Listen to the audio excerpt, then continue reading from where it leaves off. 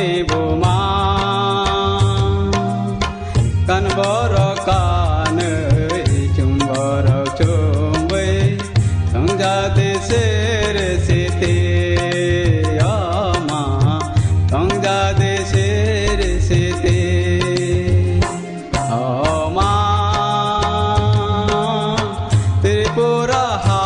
ni buma kan boro kan chung boro chung bay thong ja te se re se te ama thong ja te se re se te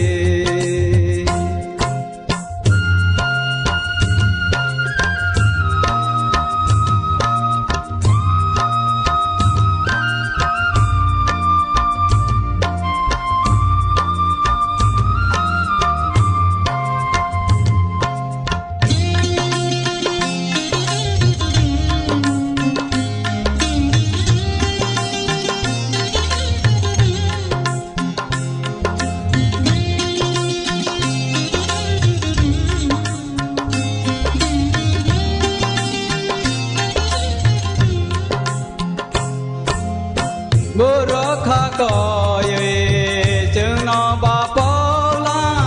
ta bu bo hai no tong la o ma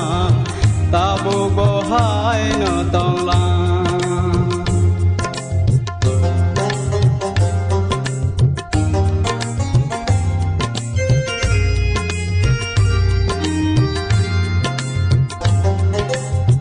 boro kha ko ye no ba po la ta bu bo hai no tong la o ma ta bu bo hai no tong la o ma Tripura ha ni buma kan boro kan chung boro chung bay thong ja te se re se te se re se te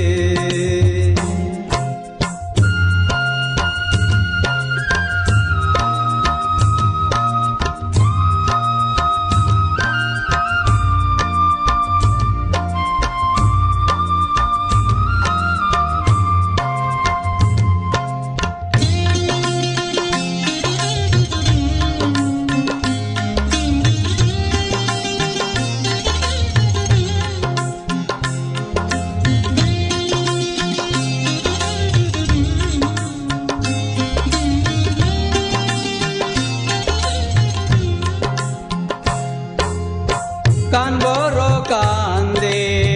seng no so cha di do to no phu no lang di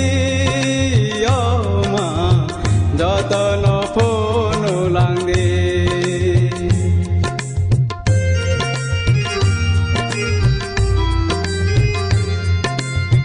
kan boro kan de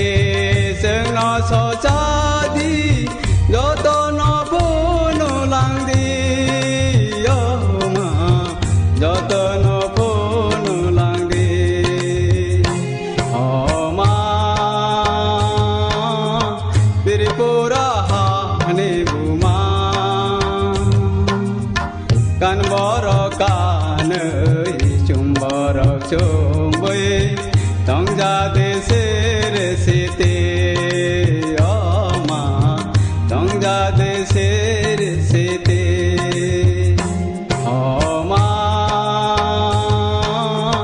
Tripura ha ni buma kan boro kan